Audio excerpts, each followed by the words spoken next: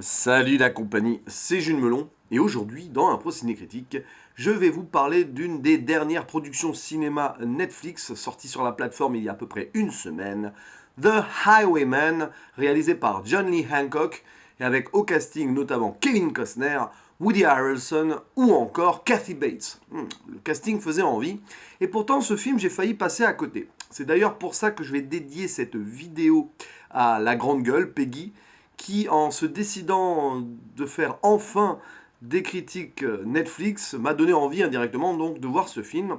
Elle en a fait une vidéo il y a quelques jours. Donc voilà, elle en a parlé, on en a parlé en privé. Et donc je me suis lancé sur le visionnage de ce The Highwayman. Voilà. Alors, il faut savoir que son réalisateur, Johnny Hancock, n'était pas forcément réputé jusque-là pour ses films. Bon, il en a fait quelques-uns, mais visiblement pas marquants, ou du moins moi je ne les connaissais pas. Il était plus connu auparavant pour être l'un des scénaristes, sur deux films en tout cas, de Clint Eastwood, notamment sur l'excellent Un Monde Parfait. Et je parle de ce film-là parce que dans Un Monde Parfait, on a Kevin Costner, comme dans The Highwayman. On est d'ailleurs content de retrouver Kevin Costner dans une production cinéma, parce que c'est vrai que ces dernières années, c'était plutôt rare. Hein. Et j'en parle de Johnny Hancock par rapport à Clint Eastwood, parce qu'il est clair que The Highwayman est un film très Eastwoodien. Voilà. On a l'impression qu'il aurait très bien pu être réalisé par Clint Eastwood avec son histoire, son ambiance, le déroulement du scénario autour de deux hommes un peu désabusés, tout ça. Ça fait très Eastwood. Et c'est d'ailleurs l'un des soucis que j'ai avec le film. Je vous le dis d'emblée, j'ai apprécié, mais j'aurais pu beaucoup plus apprécier en fait. J'ai mis un petit 6 sur 10 sur Sens Critique, voilà. Mais bon, ça reste quand même positif.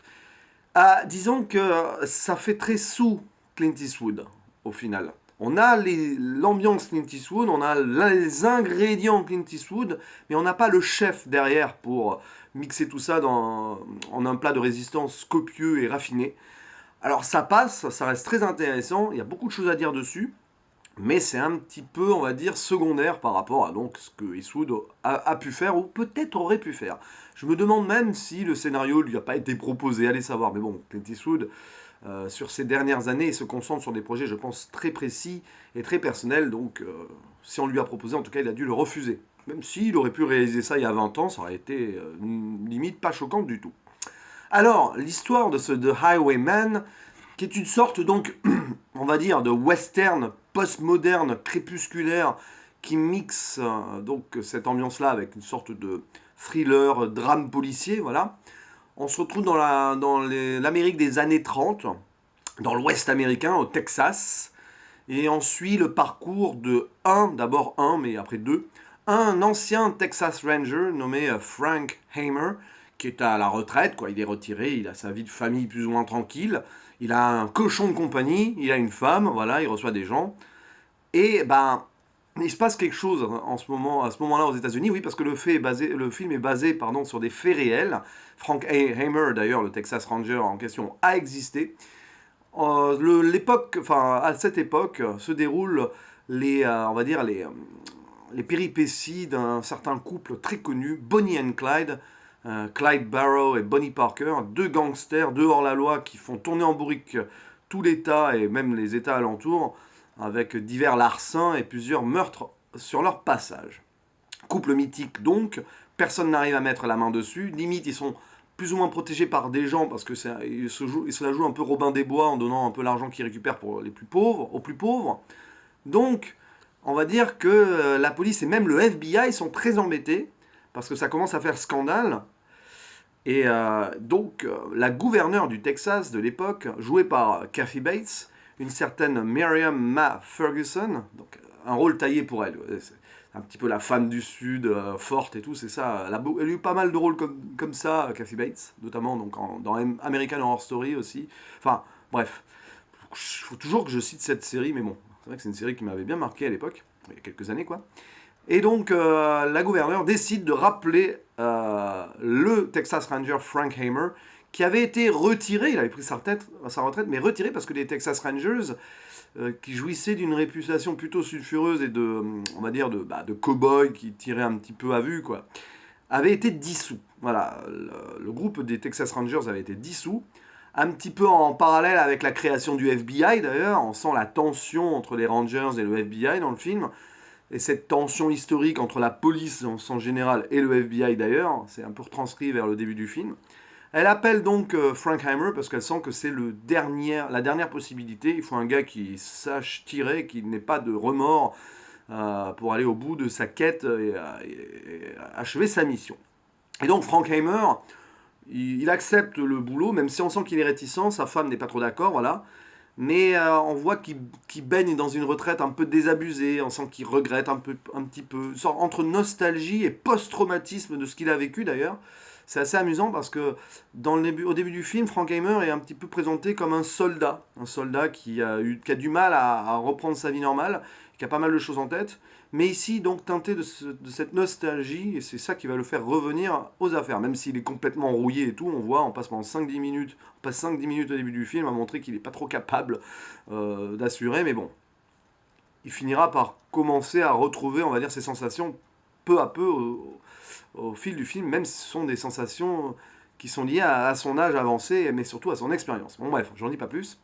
Et dans cette nouvelle mission, il retrouve un ancien associé qui s'appelle Manigault, un associé qui lui aussi souffre beaucoup de cette dissolution des Texas Rangers. Lui, il voulait pas raccrocher, mais il a été mis au chômage, quoi.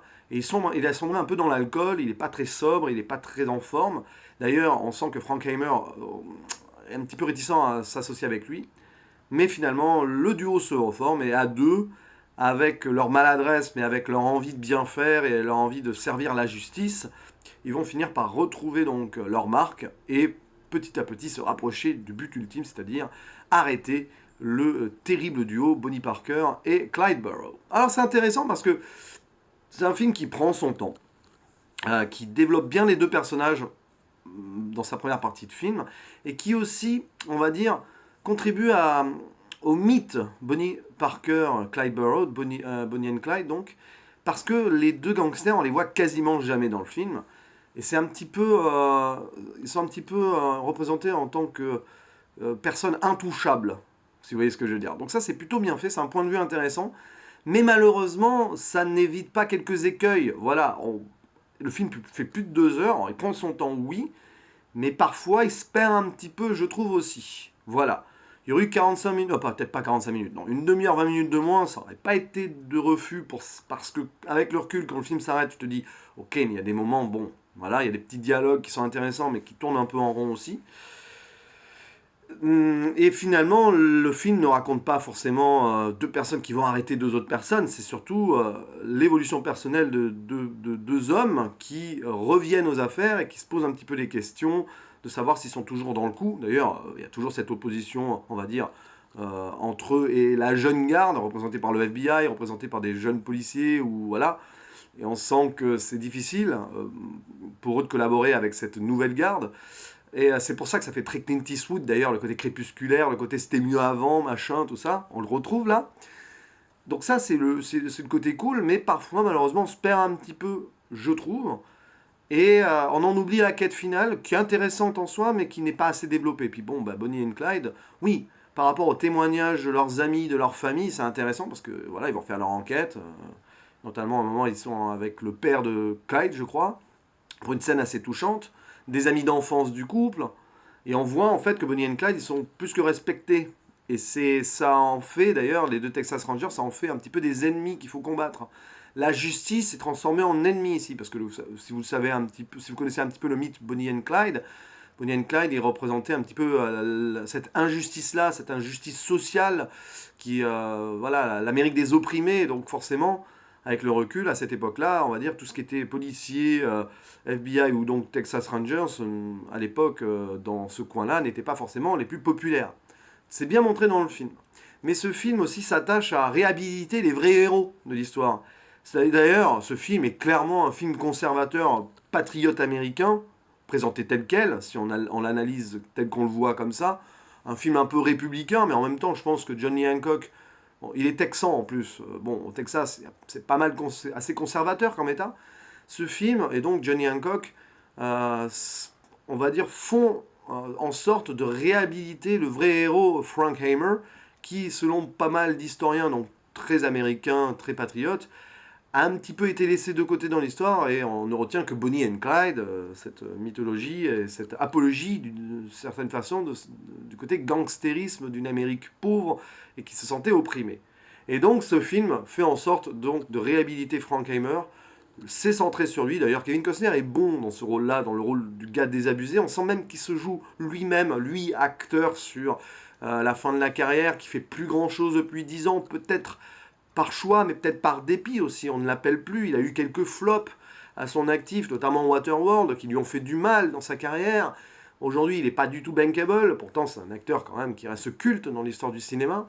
Et c'est un petit peu intéressant de transposer donc le personnage de Kevin Costner lui-même, donc en tant qu'acteur sur la fin crépusculaire qui revient et qui tente ici un retour, et Frankenheimer à l'époque qui avait été laissé sur la touche et qui revient ici avec une certaine nostalgie, mais une petite peur aussi, une petite crainte de ne pas réussir à faire ce qu'il aimerait faire. Et parfois on sent Kevin Costner un peu comme ça. On sent dans son jeu qu'il se demande si ça va bien le faire ou pas.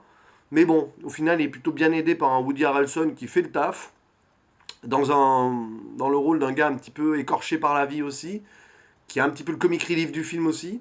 Mais les dialogues entre les deux font plutôt mouche, on va dire, même si parfois, j'avoue que ça traîne donc trop en détail et que ça va pas forcément là où ça aurait dû aller, de mon point de vue. Et ça, c'est un point de vue totalement subjectif sur ce que j'aurais aimé voir du film. Et ça, quand on voit un film, on s'imagine toujours comment ça va se dérouler.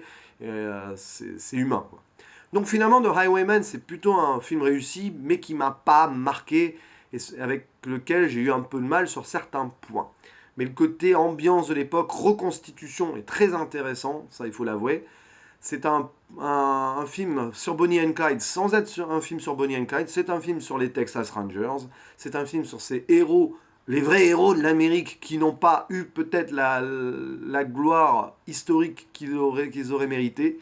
Donc ça, c'est un point de vue qui se défend, même si on peut forcément, nous en tant que non-américains, on est un petit peu, voilà, mais ça se défend, ça a le mérite d'aller au bout de son sujet à ce niveau-là, donc c'est bien. Il faut toujours respecter hein, les opinions et les points de vue d'un réalisateur qui raconte une histoire, tant que c'est bien fait, voilà.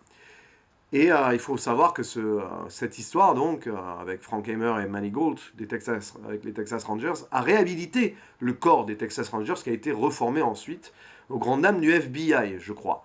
Et c'est grâce à cela que, des années après, on a eu par exemple cette mythique série Walker Texas Ranger avec Chuck Norris. Non, pas du tout. Enfin, j'ai jamais regardé vraiment. Mais bon, voilà, mais c'était pour rigoler, c'était un clin d'œil. Mais là, c'est pareil. C'est le genre de série qui met en avant le héros, le Texas Ranger, qui est quand même hyper respecté, il faut le savoir, dans l'état du Texas. C'est un petit peu. C'est une institution, les Texas Rangers, là-bas. Voilà, c'est l'héritage des cow-boys. Et ce film, et c'est pour ça que ce film d'ailleurs est une sorte de post-western moderne et crépusculaire, qui est donc plutôt intéressant malgré tout. Et si vous vous intéressez à l'histoire américaine et à ces histoires un peu à la Clint Eastwood, qui dépeint l'Amérique de façon un petit peu, on va dire, décalée et nostalgique, vous allez aimer ce de Highwayman, mais bon, voilà, avec le côté mise en scène à la Eastwood qui n'est pas trop là, quoi, je trouve. Et le côté storytelling moins, on va dire, moins maîtrisé que si ça avait été un film fait, écrit et réalisé donc par Clint Eastwood. Mais bon, ça se passe quand même plutôt bien.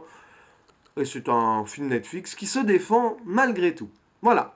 C'est à peu près tout ce que j'avais à dire sur ce film. Oui, je regrette aussi que finalement Cassie Bates, on ne la voit pas beaucoup. Pourtant, son personnage, grande gueule et femme forte, était intéressant. Mais ça reste vraiment limite du caméo. Et il y a aussi William Sadler dans le film, alors, qui fait un petit caméo aussi, mais on le voit pas beaucoup.